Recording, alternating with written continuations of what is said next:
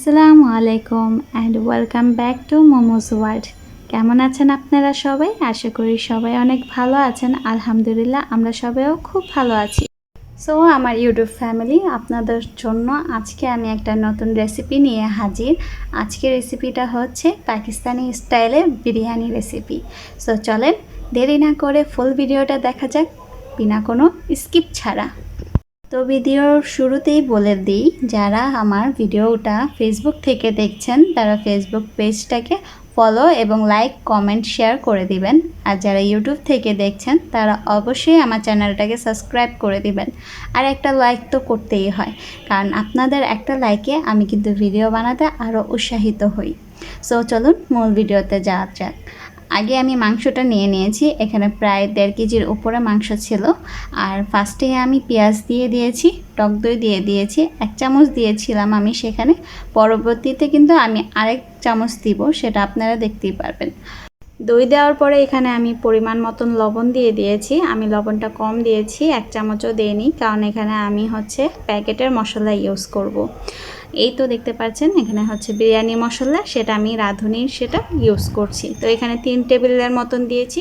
এর আগে আমি ধনিয়া গুঁড়া, জিরার গুঁড়া, গরম মশলার গুঁড়া আর মরিচের গুঁড়া 1 চামচ করে সবগুলো উপকরণ দিয়েছি।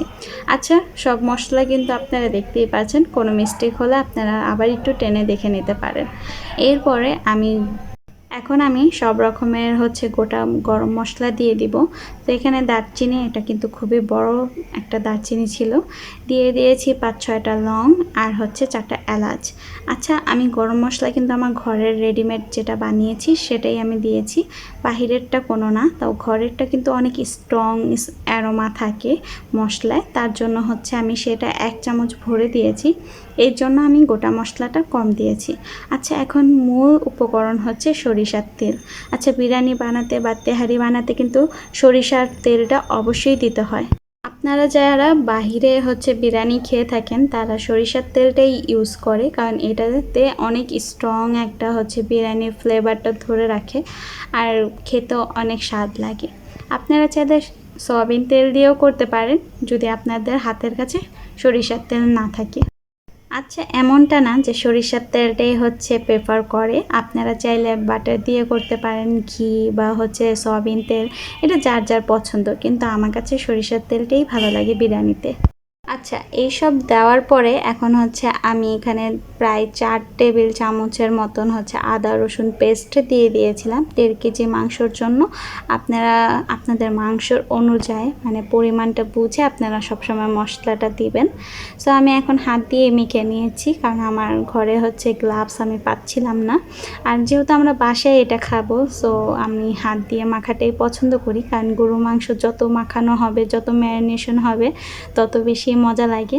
আমি আমার বেশিরভাগ রান্না বান্না আমি হাত দিয়ে মাখিয়ে রাখি।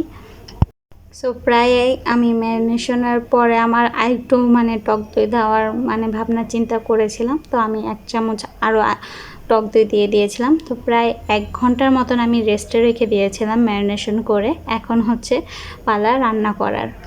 সো আপনাদের যদি কোনো গ্যাসের প্রবলেম না থাকে তাহলে আপনারা গ্যাসের চুলায় বসাতে পারেন, বাট আমাদের পুরান ঢাকায় মাশাআল্লাহ অনেক সমস্যা করছে গ্যাস, এর জন্য আমি ইলেকট্রিক চুলাতেই বসিয়ে দিয়েছিলাম। তো আপনারা দেখতেই পাচ্ছেন প্রথম দিকে আমি 2000 যে পয়েন্টটা ছিল, তেলটা হালকা গরম হয়ে আসছে, তখন আমি পেঁয়াজগুলো দিয়ে এটা হচ্ছে বেরেস্তা করে নিব আগে। তো আজকের আমার ভিডিওটাতে আপনারা ব্যাকগ্রাউন্ড মিউজিক পাবেন, অনেক হর্ন বা হচ্ছে ডিস্কার আওয়াজ, বিকজ হচ্ছে আমাদের বাসা প্রায় 2 তলায়, তো দেখা যায় প্রায় সময় এই শব্দটা আমার ভয়েসে থাকবে। সো আপনারা প্লিজ ইগনোর করবেন। এই কারণে আমার অনেক ভিডিও আছে যে একটু শান্তিভাবে ভয়েস করব, এটা এই সময় হচ্ছে না, কারণ জাবির বাবাও সাথে থাকে, আর নয় তো এই শব্দ আমার পিছা ছাড়ে না ভয়েসে রেকর্ড করার সময়।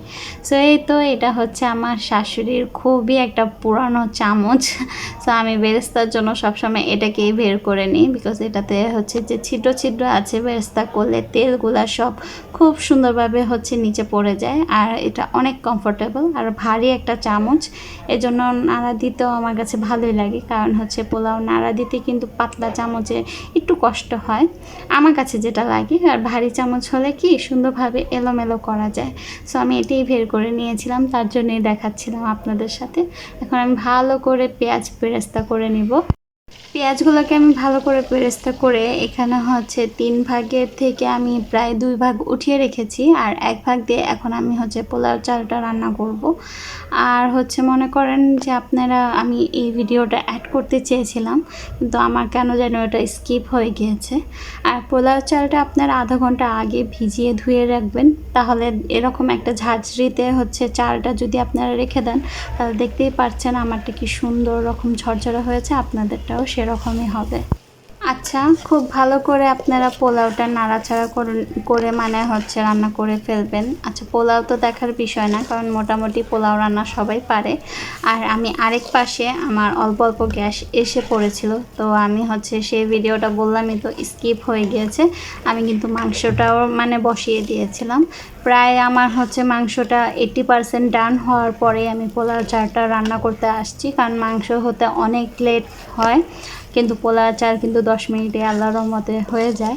এই জন্য হচ্ছে আমি সেটাকে প্রায় সিদ্ধ হয়ে গিয়েছে, তারপরে আমি সেটাকে অল্প ধিমে আঁচে দিয়ে এখানে পোলাও রান্না করতে আসছিলাম।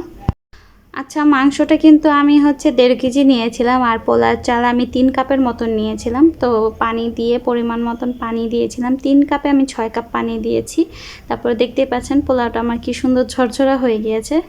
তো এখন উপরের লেয়ারের জন্য আমি এখানে হচ্ছে পোলাওটা আলাদা করে নিচ্ছি। এখন আমার মাংসও রেডি, আর হচ্ছে আমার পোলাও রেডি। তো এতটুকু আপনাদের ভাইয়া আমাকে রেকর্ড করে দেয়। তো দেখতেই পাচ্ছেন মাশাল্লাহ মাংসটা আমি একেবারে ভুনা ভুনা করে ফেলেছিলাম। সো আপনারা যদি চান তাহলে আপনারা এখানে 2-3 লেয়ার 4-5 লেয়ারও করতে পারেন, সেটাতে বেশি আর কি সময় যায় আমার কাছে যা লাগলো। সো আমি এখানে মানে হচ্ছে নিচে পোলাও, ওপরে হচ্ছে মাংস, আর হচ্ছে পোলাও দিয়ে দিব। আচ্ছা, এই সময় আমি আমার হাজব্যান্ড আর কি নান রুটি নিয়ে আসছিল, তো প্রায় সে 1 বাটি মাংস নিয়ে গিয়েছিল। তার জন্য মাংসের পরিমাণটা আপনারা দেখতেই পাচ্ছেন অনেক কম হয়ে গিয়েছে, কারণ সে নান রুটি আনছে আর শুনছে যে আমি বাসায় হচ্ছে মাংস রান্না করতেছি। সো সে খাওয়ার জন্য নিয়ে গিয়েছিল, আর এটা যেহেতু ফুল কুক ছিল, সো অনেক মজা ওটাতেও লেগেছে। আর এই হচ্ছে আমি আলু বোখারা দিয়ে দিব এখন। আপনারা চাইলে এটাকে স্কিপও করতে পারেন, বাট আলু বোখারা দিলে সেটা খুবই মজা লাগে। আমার আলু বোখারা তো পছন্দের না, কিন্তু আমি পোলাওয়ে বা হলো কালা ভুনাতে দিয়ে থাকি, তার জন্য আমি ফ্রিজে আর কি রাখি।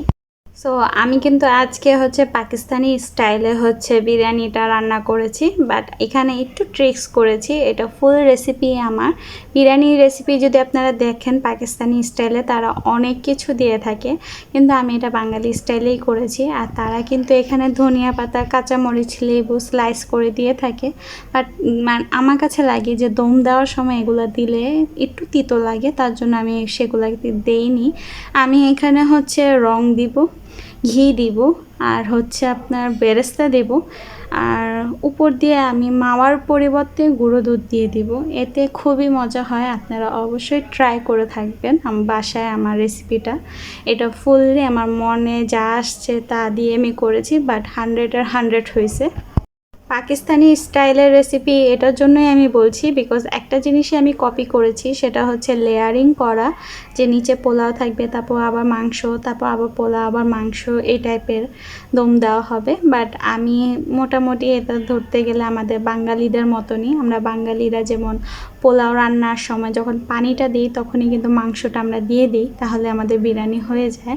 আর ওরা পুরা মানে ফুল ডান করে লাগলে এটাকে লেয়ারিং করে তারপর দমে দেয়, আর উপরে খুব বেশি করে কাঁচামরিচ, তারপর লেবু আর ধনিয়া পাতা দিয়ে দেয়।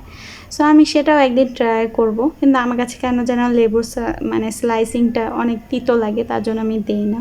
সো আমার স্টাইলটাও আপনারা দেখছেন, আপনারা দোনোটাই বানাতে পারেন আপনাদের যদি যেটা মন চায়।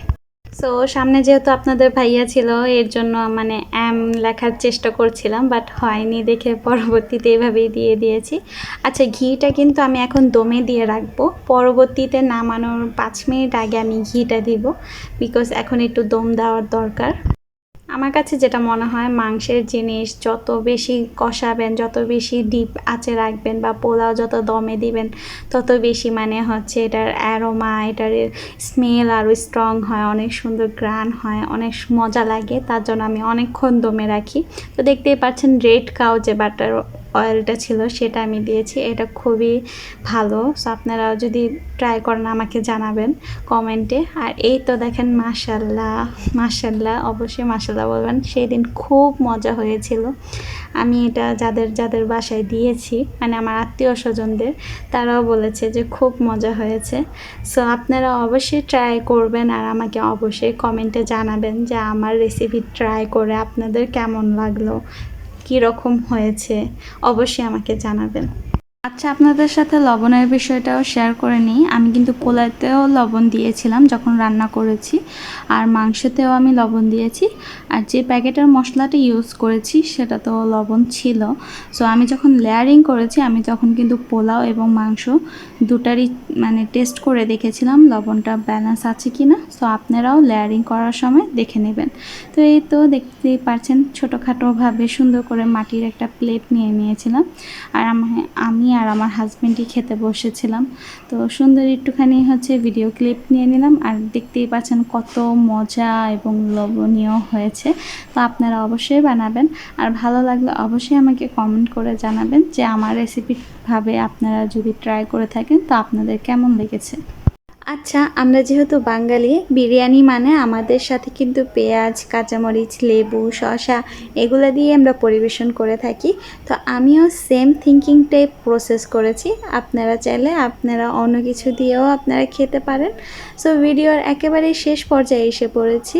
তো দেখা হবে নেক্সট আরেকটা ভিডিওতে। সবাই ভালো থাকবেন, সুস্থ থাকবেন, সবাইকে দোয়া রইল। আল্লাহ হাফেজ।